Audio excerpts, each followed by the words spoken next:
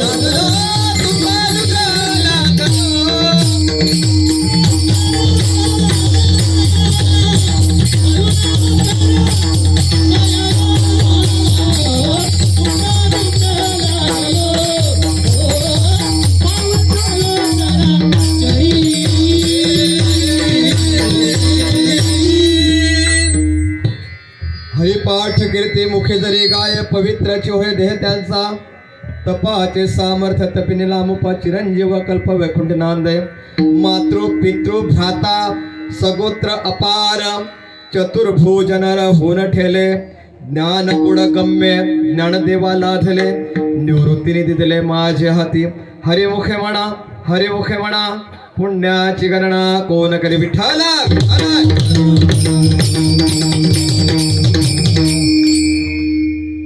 प्रस्तुत सेवेला निवडलेला अभंग आपल्या सर्वांच्याच पाठ्यातला जरी कोणाच्या पाठ्यातला नसेल परंतु प्रत्येकाने ऐकलेला आणि आपली वारकऱ्याची त्रिकाळ संध्या की ज्याच्याशिवाय आपला वारकरी संप्रदायात नाही असा आपला माऊलींचा हरिपाठ आणि त्या हरिपाठातील हा अभंग माऊली अभंगामध्ये ह्या देहात आल्यानंतर हा देह अपवित्र आहे आणि तो पवित्र करण्याचं साधन माऊली आपल्यासमोर मांडतात। विशेषतः आज हा जो कार्यक्रम आहे हा एक नैमित्तिक कार्यक्रम आहे की ज्याला आपण वर्षश्राद्ध पुण्यस्मरण पुण्यतिथी आणि गेलेल्या व्यक्तीची त्यांच्या प्रीत्यर्थार प्रेम त्यांची आठवण या जिजाबाई माऊली त्यांच्या जीवनाचा हा सोहळा शेवटचा सोहळा झाला मागे आता हा दुसरा सोहळा प्रथम वर्धापन सोहळा का म्हणतो कारण आपली संत परंपरा सांगते याजसाठी केला होता अट्टास किंवा शेवटच दिस माझा मला बहु गोड झाला। आणि ह्या 16च असतात कारण मनुष्य जीवनामध्ये 16 संस्कार असतात। आपण जाणकार आहात सर्व मंडळी, गुगलवर आपण पाहिलं तर 16 संस्कार आपण ज्याला म्हणतो की 16 सोहळे। आपल्या प्रत्येक जीवनात 3 सोहळे होतात। जन्माला आला त्याचा नामकरण सोहळा, म्हणजे नामकरण सोहळा आपला होतो. मग एक लग्न सोहळा होत असतो आणि तिसरा होतो तो अंत्यसंस्कार. हे प्रत्येकाचे होत असतात. आणि मग शेवटी प्रत्येकाचा एक होतो 13वा, म्हणजे झाले किती 16 झाले. 3 पहिलेचे झाले आणि शेवटी 10वा ते 13 दिवसापासून आपण पाळतो. आणि मग त्या 13 दिवसापासून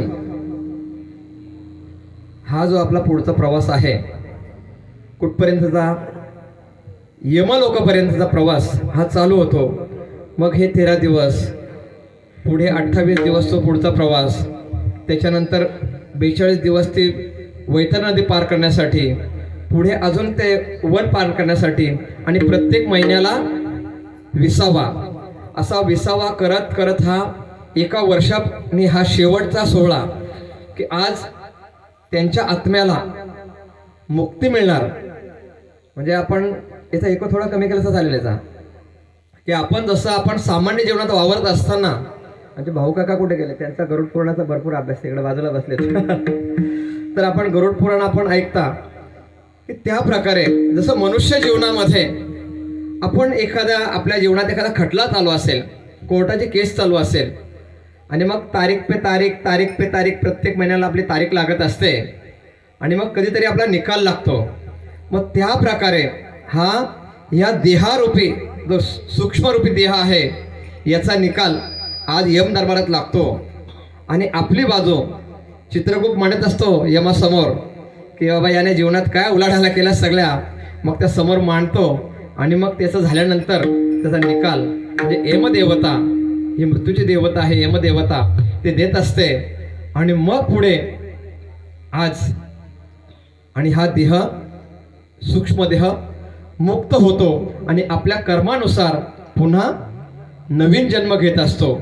आणि त्याच प्रकारे आज हा सोहळा या ठिकाणी मांडलेला आहे. विठ्ठला विठ्ठला. आणि ह्या सोहळ्यासाठी निवडलेला अभंग माऊलींचा आहे. जयांचे केली स्मरण, होय सकळ विद्येंचे अधिकरण, तेची वंदू श्री चरण श्री गुरूंचे, ते नमस्कारुणी आता.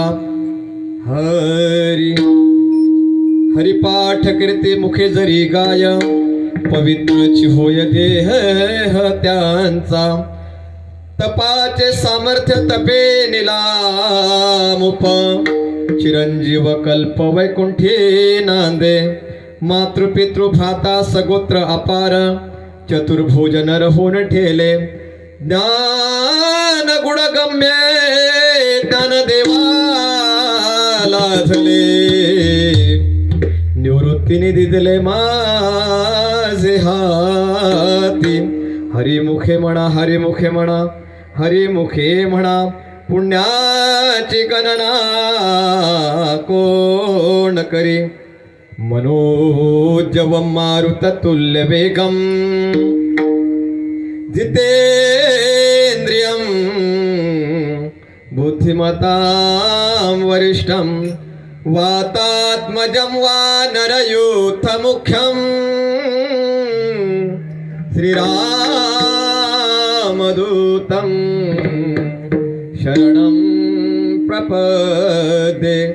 जय हनुमान ज्ञान गुण सागर, जय कपीश तिहु लोक उजागर, रामदूत आतलित बलिरामा, अंजनी पुत्र पवन सुत नामा. राम सिया राम जय जय राम, राम सिया राम जय जय राम, राम सिया राम.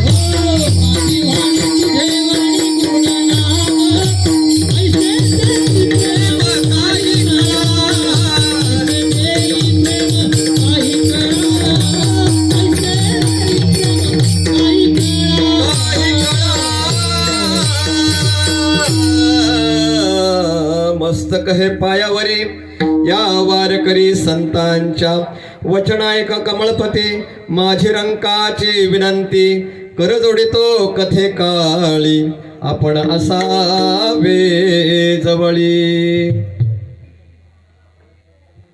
हरी